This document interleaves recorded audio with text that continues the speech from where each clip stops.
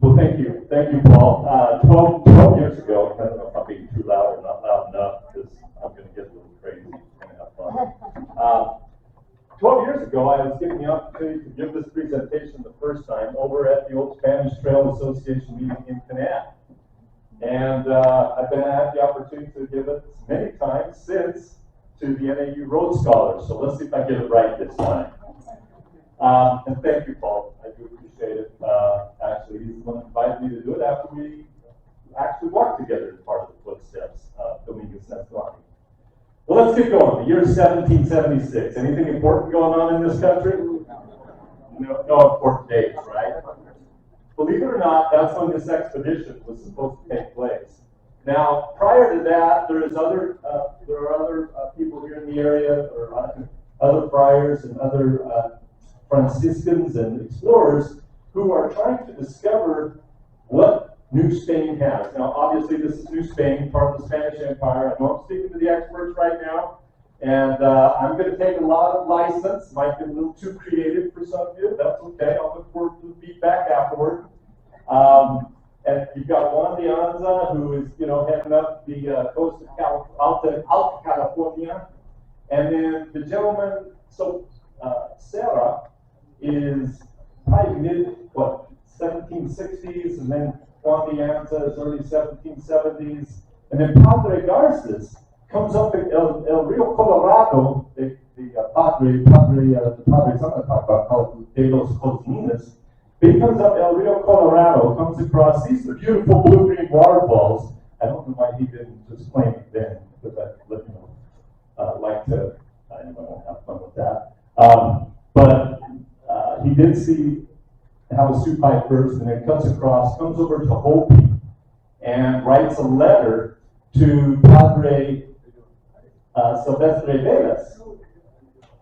Padre Silvestre Velas de Escalante. And so, let's carry on here just a moment. 1776 expedition. We also got Padre Fray Atanasio Dominguez is coming up from Mexico City, and he's been invited to inspect the missions between Mexico City and Santa Fe. Now, when you're inspecting missions, it's later as the Spanish Empire has established these establishments, and these padres have got pretty comfortable, maybe too comfortable. And if you're inspecting Catholic missions, what would you expect from them? All is well? Not quite so much. So when he gets to Santa Fe, he has to report. So he sends off a scathing report about his fellow priests. And all's not well. Some of them are not keeping their vows of poverty.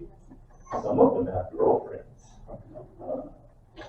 So he writes this letter. Now, one word of advice. Do you write up your fellow workers before you go on a 6-month vacation? Great idea? Good? Probably not so much. Well, being beautiful, he does. Out in Zuni is Padre Silvestre Velas de Escalante. So his name is Padre Velas, but we always call him Padre Escalante. It turns out that his father was born in Escalante, Spain. And so we have named, we got Grand Staircase, Escalante National Park, we got the Escalante River, we got Escalante, Utah, we got the Escalante Desert. It just kind of flows off the tongue better than Velas, I guess. But we always refer to him as Padre Escalante. And I better get a timer out here, because we're going to be here for 3 days. Then we got Don Bernardo. Now, Don Bernardo, he's older, and so he's got these 2 young priests. Now, Padre Dominguez has been told that he needs to find a trade route, a northern trade route from Santa Fe to Monterey. Don Bernardo almost became the leader of this expedition, but the Padres, back in the 1770s, the Franciscan priests were busy trying to discover places because they wanted to make establishments where they could teach the gospel and preach Christianity. So there was a decision between the experienced gentleman, Don Bernardo Miera y Pacheco, or whether Atanasio Dominguez should be the leader. Ultimately, the Franciscan priest won out. So just a couple more folks who are going to go along the way on this expedition. We got Don Juan Pedro Cisneros. Turns out he was actually the chief magistrate. He was the alcalde mayor, the mayor of Zuni Pueblo, and Simon Lucero, his servant. Now, you'll see this Genesaro name up here. What's a Genesaro? That's a Native American who is raised as a Spaniard. And so they usually end up being servants, and they also end up being great guides because they know the language.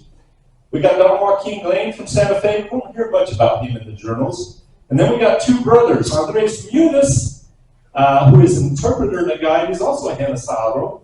He's from Bernalillo. And 11 years earlier, he goes on the Rivera expedition, most of the way, a little bit beyond what we would call Grand Junction today. And then we got Lucrecio Muniz, his brother, who's also a Genesaro from the Embudo area. Then we got Lorenzo Olivares from El Paso, Juan de Aguilar, who also a Genesaro, who is going along on this expedition. Now, these are the original 10 members. Along the way, Felipe, Juan Domingo, and we'll pick up some guides that will affectionately name Atanasio, Francisco, and little Joaquin. Well, shall we get going, folks? All right. This expedition was supposed to leave on July 4th. We're going to talk about why it doesn't near the end.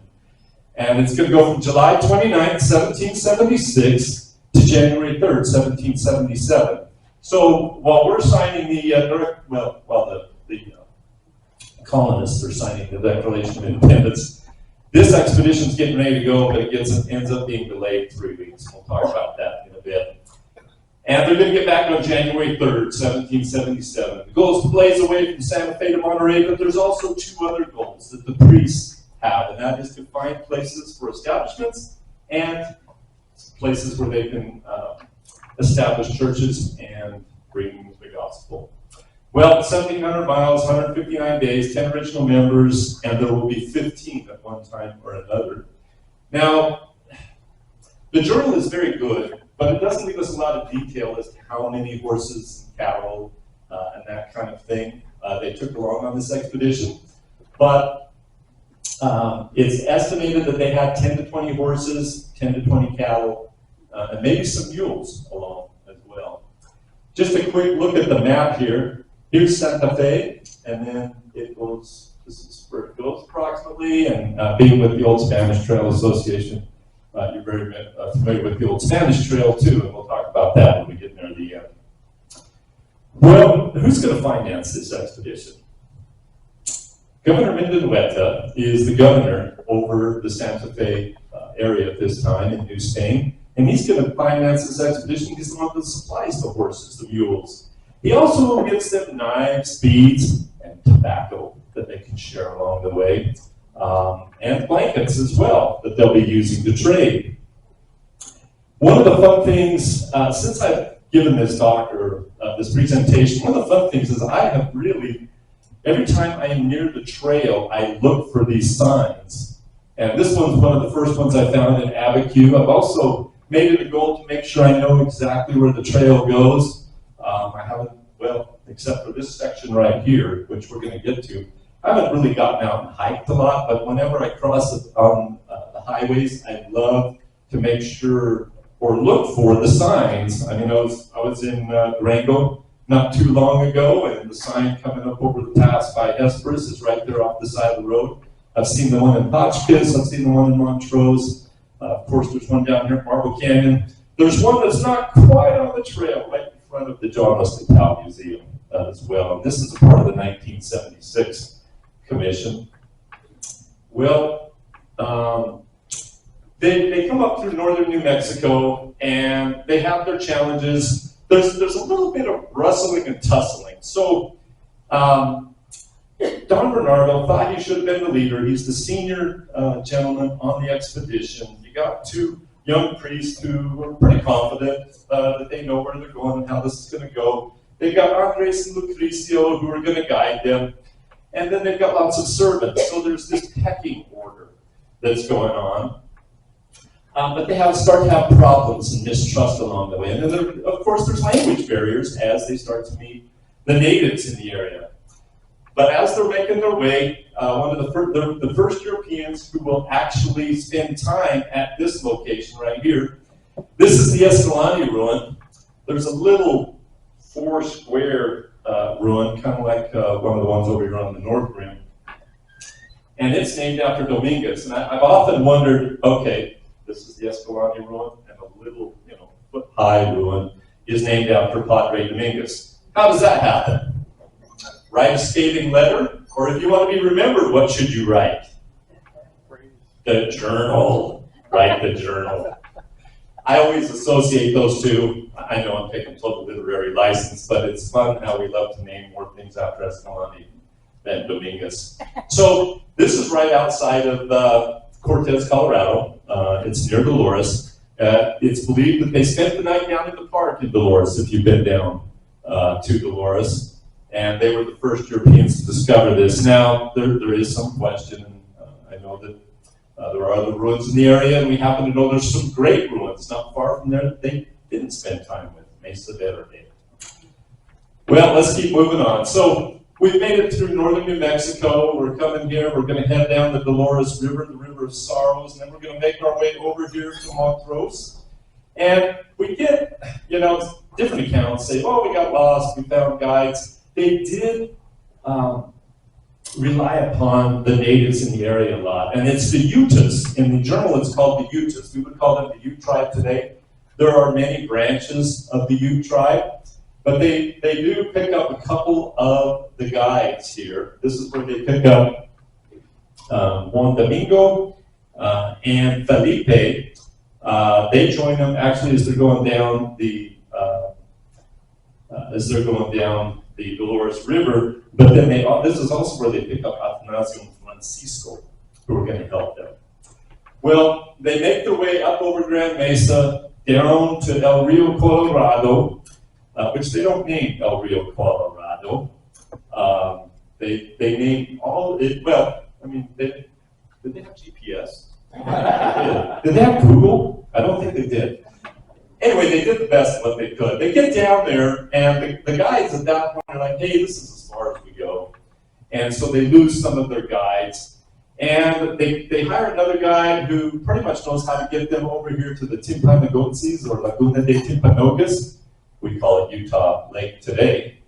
And just as they're leaving, a young 10-year-old boy wants to join them. And so they make him a part of the party. The one story I read that, they were leaving and this little boy wanted to go with them, and Don Bernardo reaches down, picks him up, puts him on back the horse, and off they go.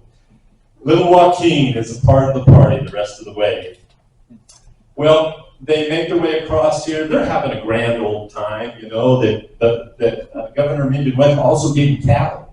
So it's steak and eggs we're going to have all the way to Monterey. That sound good? Yeah, except we killed our last cow out right here, and it only gets us to Utah Lake. What shall we do? Anybody up for some mountain house freeze drive for the rest of the way? Does this sound like fun? I always like to relate it to us today, but they are then going to run out of food and rations, and when they get here to the Utah Lake area, the great thing is they meet a Native American people who actually have beards. Highly unusual Native, not American yet. They meet a Native people who have beards, and they document them, and they're very welcoming. And so they spend a lot of time here in the Utah Lake area because this is going to be a great place to make an establishment.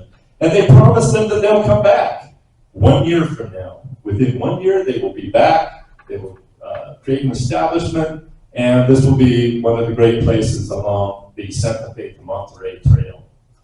Well, time to switch diet if we all pulled out burners tonight and had to sit around here and we do a little mountain house, only we're only going to give you just enough mountain house for one meal. Would this be a great experience?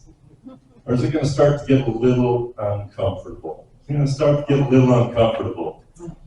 So they head on south. They hire another guy. They're heading south, basically down the I-15 corridor.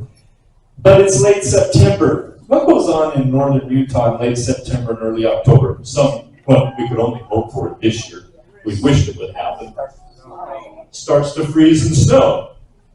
Well, actually, a couple of days, it gets so cold that they are froze to the ground. Their tents are frozen to the ground. They can't move. They can't light a fire.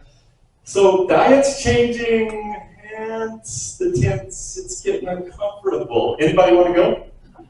The brochure's out in the lobby. I can sign you up right now. Well, they get going along. They realize they've run out of rations. They're also living on dried rabbit, pinon nuts, and we'll see some of the stuff that they're going to soon live on. And they get down here, and on October 8th, you know, this is not the cruise. This is not what we saw on the cruise ship brochure. This is not what I signed up for. So the Padres are like, hey, let's go back to Santa Fe. We'll start earlier next time, and we will have a grand old time. Well, Don Bernardo is using the National Lathe and taking readings, which gives them latitudinal readings, but not longitudinal. So they don't know how far they are from Monterey at this point. Don Bernardo's story switches from, hey, we're a long ways away, hey, we're only a week away. If they're only a week away, and they had chosen to carry on to Monterey, do you think I'd be standing up here with this, trying to tell you this story? Do you think the Journal would be blowing out here, you know, in Area 51, and we'd never get to see it? Or out in the Nevada desert somewhere? That's probably what would have happened. So they suggest this idea, they carry on, and the party just starts warring within.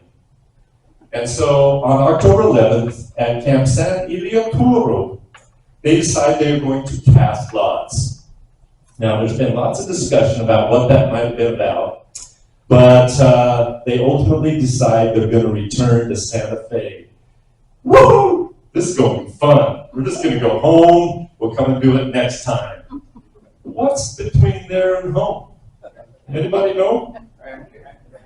An impossible canyon. One that I happen to love. But I don't know if I would have loved it if I had to travel they were traveling and without my harness and backpack and all of my mountain house. So they carry on. We better get moving here. I'm having a little bit too much fun. They carry on. They actually point out Black Ridge, and they think they're going to return home here south of Hurricane. Oh, the fun thing is right at the mouth of Zion, they find melons on the Virgin River. If you found melons on the Virgin River, what would you do? I'd eat them. And we can always pay back next time we come by, right? We can just borrow. Well, they enjoy those melons, and then they get out here on the Arizona Strip. How do you think it goes out there with the horses and water? Is everything just wonderful out there on the Arizona Strip? No, at night they're having a hard time keeping the horses together. That's in the brochure too, if you'd like to join me. And then finally they get in here to, here's the picture where they cast lots and decide to go back to Santa Fe. They're a little irked by Don Bernardo, and I'd love to read out the journal. By the way, I saw it out there on the table, so if you'd like to get one, this is it. They're a little irked here on October 11th. They said, and so from this place onward, they came along peevishly. Everything was extremely onerous and all unbearably irksome. Anybody want to go hiking with me now? Their conversations had no other topic than the negative results they would derive from such a lengthy trip, because for them it did not consist in having discovered such a great deal of country. Because for them, people so well disposed to be easily gathered in the Lord's vineyard and to the realms of His Majesty, nor in having to come to know such widespread provinces heretofore unknown, nor finally in already having brought one soul to the church's bosom. Joaquin. This gain is a greater reward, and for the longest journeys, the greatest hardships and fatigues, and besides, we'd already overcome many handicaps. We're going to Monterey later on. But they listened to none of this. For the first one of those here, Don Bernardo, mentioned had conceived without any reason whatsoever, at least from our part, the Padres, Padre Dominguez Escalante, grandiose dreams of honors and profit from solely reaching Monterey, and had imparted them to the rest by building castles in the air of the loftiest. Can you hear the cynicism? They're a little irritated with Don Bernardo. Well, carrying on, they do get down here, and now we're coming to where the party begins. And this is the party that I like to really tell. That's why I gotta make sure I don't run out of time. They come down below. They have a hard time keeping the horses together. They're running out of water. They come up over the northern end of the Cuyaba, we call it Buckskin Mountain locally here, into House Rock Valley, where they will arrive. Don Bernardo's sick at this point, and Padre Dominguez is not feeling very well either. And the name of this place, they're going to name it San Juan Capistrano on October 22nd, 23rd. So today's the 21st. They're coming from Fredonia over to House Rock Valley. That's what they're doing today in 1776. They get there, they've got to spend a couple days. Don Bernardo's sick, and they find some Native Americans there. Supposedly this is around the Coyote Spring area in House Rock Valley. And he decides he's going to let the Native Americans go ahead and perform and do some of the things that they do to heal people. Native Americans, sorry, the natives of this area, most likely Paiute. And Dominguez is sick. They've been living on this new diet, and now they're doing pine cones or pine nuts. They're also living on dried prickly pear. How do you think that goes down through the system? Does it just smooth? Not so much. He's so sick, he can't even ride a horse. He's constipated. So this is getting miserable. This wasn't in the cruise brochure. And they decide they're going to change diet. What would you do if you wanted to change diet if you were on this expedition? How would you change your diet? Any ideas? Kill a horse. That's exactly what they're going to do. They're going to kill a horse, change diet, and improve the conditions of this expedition. Well, they then will come around in front of Vermilion Cliffs. Now, interestingly enough, and this is something that Paul has helped clarify for me recently. Interestingly enough, they're looking for a crossing in the Colorado River where it should be only about, I don't know, this deep, maybe this deep. And they end up coming around Vermilion Cliffs to El Rio Grande de los Cocininas, and they're going to name this camp one of the most affectionate names that they could. I actually love the name of this camp. We call it Lee's Ferry today. They call it El San Benito de Sales Puedes. No spoiling. Those of you who speak Habla Español, no spoiling it yet. They get to this camp, afternoon the 26th. They send a couple of strong swimmers across, and the way you go swimming in 1776, you show up at the Lee's Ferry dock down here, take off your clothes, put them in a nice pile, tie them on top of your head, and you swim across the Colorado River, El Rio Grande de los Cocininas, right? Have you ever been to Lee's Ferry and saw somebody do that? I haven't done it yet, but I kind of want to now. Partway across, their clothes come off the top of their head, you'll notice here. They're swimming away, and there's their clothes. They make some of the first European contributions to the Grand Canyon. They get to the other side, warm up a little bit, come back across. They then have to have clothing contributed to them from the other party members. Again, a tour you want to go on? I'm not seeing any hands go up yet. Well, that's not the way out. So on the 28th, they also sent Don Juan Pedro Cisneros of the Rio de Santa Teresa. We call it the Paria today. He's looking for a way out. On the 28th, they built a log raft, and Padre Escalante and a couple of servants get out on that raft, and they're rowing away, and about halfway out in the river, those 15-foot poles won't touch the bottom anymore. Okay, 3 times they come back to shore. They try this out. Well, doesn't that look like fun? A couple days later, Andres and his brother send out, and they find a route out. How many of you have hiked Spencer Trail? What do you think, Spencer? It's a pleasure compared to this. But someone in here has dragged me up that cliff. Paul. Actually, in November 2009, we went, and that's the first time I ascended this cliff. It's a nice 1,600-foot ascent, and it has 3 layers where you're going up steep sand hills. Now, how many of you have hiked up steep sand hills? It's this 1 step forward, 2 steps back program. You wonder why you're doing it, because it doesn't seem like you're making any progress. Well, there's Paul, he's leading the charge. There's my son, and there's a couple more. There's the Rio de Santa Teresa and the Paria down there, and we're charging up this exit route that the Padres are going to take. There's the sand program, 1 step forward, 2 steps back. Lots of pleasure involved. The night before the Padres head up this exit, it's cold. It's November 1st, and they head on up. When my son got to the top, he was just so happy to be there.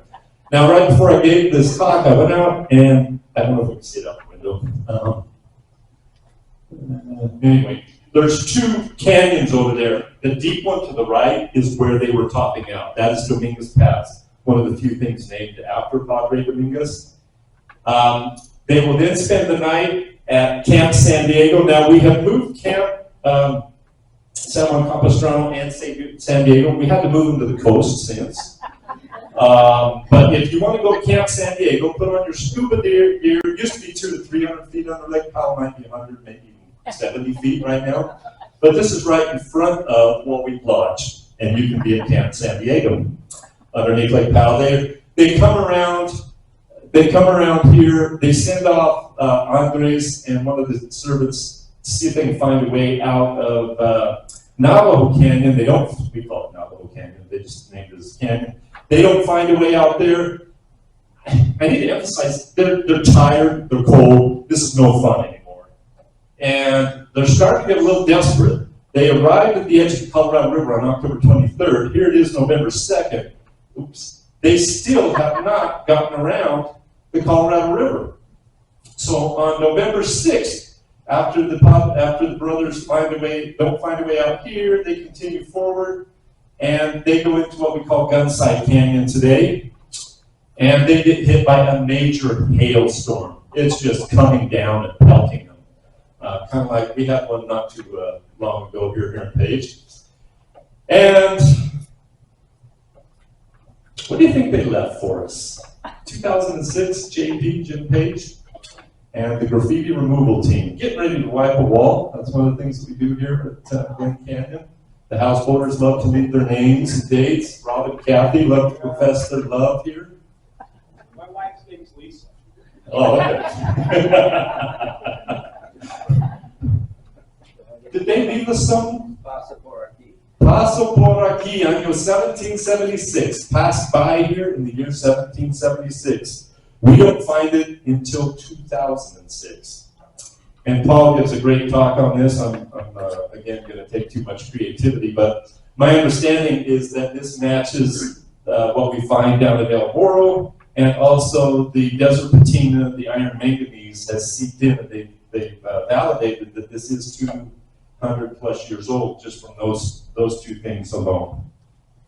So they left us this inscription, and there's the Park Service has, you can find this on the park site. For Glen Canyon National Recreation Area. It is type, class 3 site. I'm probably butchering that wonderfully well too. Not going to tell you where it is. All I'll tell you is if you read the journal, you'll probably figure it out. And today it is protected by a cage so that we can all enjoy it, and hopefully it'll last for a while. Well, they on November 7th, they get past that major storm, and they end up coming down here into Cane Creek, Pottery Creek area. They end up having to carve footholds for their horses to get down, and they find their way across El Rio Grande de los Cosninas, about right through there. And guess how deep it is?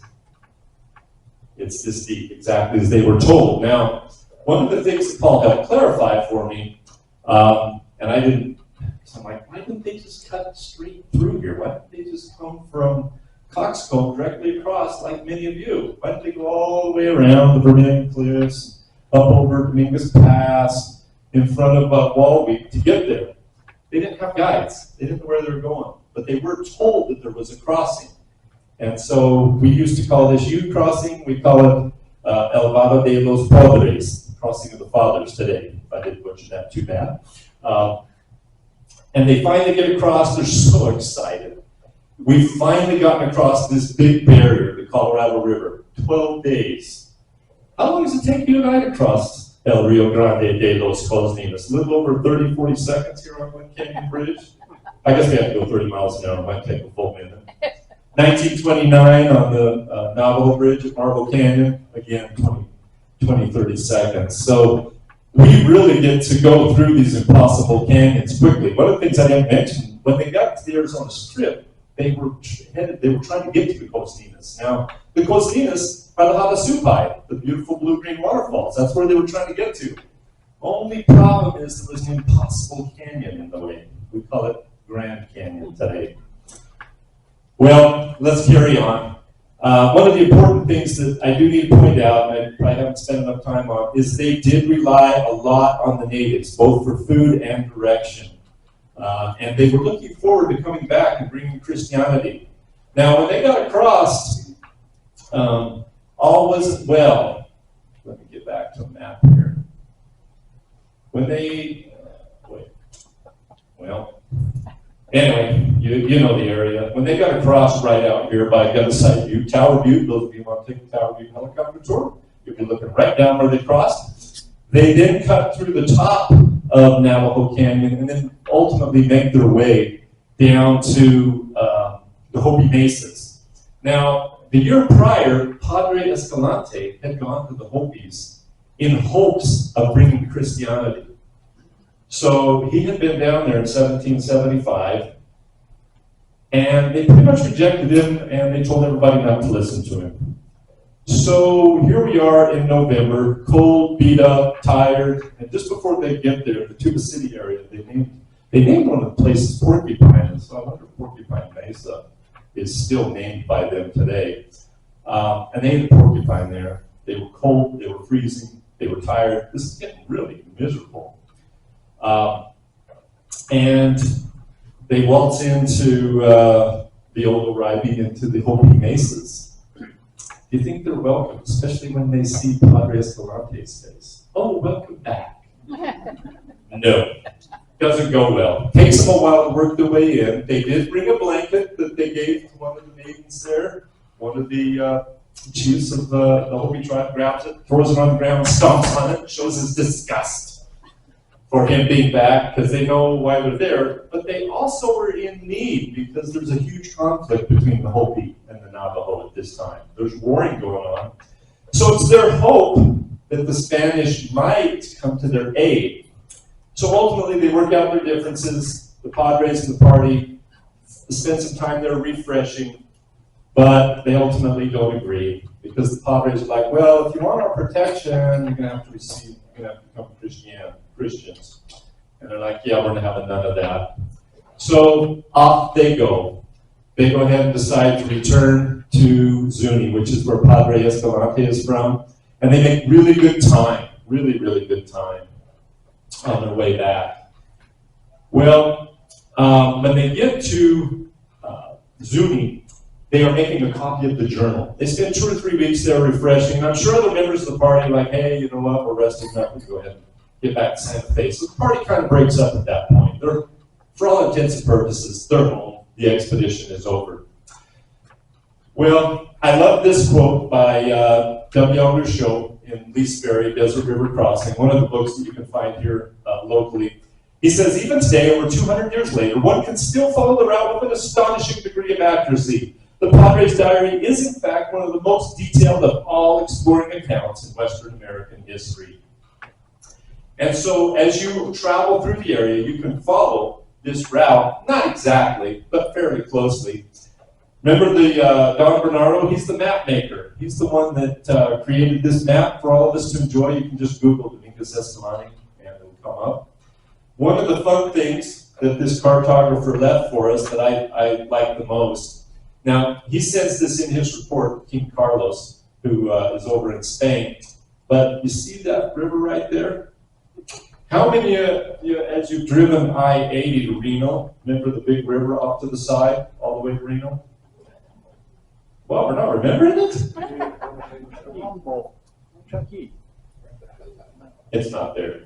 But that was going to be their solution next time they went back. It's not. So I like that. One of the fun things that we need to understand is that their journal was written with the intent that they would go back, create settlements, and preach the Gospels. They were justifying their expedition, just like a one-armed Civil War veteran was doing in 1869 when he came past here. He wrote his journal with the same intention, to justify the expedition to begin with. So everything is painted with a rosy picture of going back, yet they experienced the most misery right here in our beautiful landscape. So I want to sell you a tour. Who wants to go without food, kill horses, be cold, get hailed on, and have one of the worst experiences of your life right here in my backyard? Sounds like a backpacking trip. Exactly. That's why I love this story, because I like backpacking trips. The one that I would liken it to the most is I decided I was going to go rim to rim a few years ago, and I'm not highly prepared. I'm going to tell you, when I was coming back up the South Kaibab at about 8 at night, and it started snowing when I got above Skeleton Mesa, and I was falling asleep while I was talking at hour 24 when we got to Ooh-Ah Point. It was not ooh-ah, it was like, get me out of here. And I thought I was going to die by my hour 27 when we finally got to our home. That's the closest I can relate to this expedition. And my wife told me, never again. Yet, what's my desire? Yeah, I think I can do it less time next time. Anyway, don't recommend that to you. But that's what I liken this expedition to. Now, you might think that this was a complete failure, and in their day, it was considered a complete failure. Just real quickly, what happens hereafter? Remember they didn't start on July 4th? Yeah. Padre Escalante was having kidney failure issues. 3 years later, he'll pass away while seeking medical help on the way to Mexico City. And what about that scathing report that Padre Dominguez wrote? Well, he gets back, they take the journal, and the governor went to, hey, we're back. Look at all that we've discovered. Look at all the wonderful places there is to go and create establishments and bring Christianity. In the meantime, all of those priests that you've written up for not taking their vows of poverty and the ones with girlfriends, yeah, them and Governor Mindanweta, they got together and said, hey, Padre Dominguez is no longer welcome. So he hops on his horse, and he's going to run down and straighten things out. In Mexico City, unfortunately, he never regains his good name, and he pretty much gets sent to locations out in what we would call Texas and northern Mexico for the rest of his life, and he'll pass away in 1805. So, sounds like it's a failure, doesn't it? But we're here to celebrate from dusk to gold. Where is the gold in this expedition? It's in the telling of the story. But also, you'll notice that the Spanish Trail, they went in 1776. Close, not exact. But part of what they gathered influenced the old Spanish Trail trade route that would come along in the 1820s. And then part of it even influenced the Armijo route that comes right here through the Page area. So I would suggest that they basically were the first ones who went and circled the Colorado Plateau.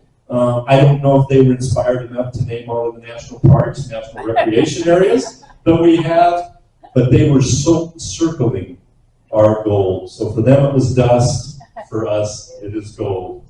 And with that, folks, I appreciate your time and attention, and I hope I had some fun with this.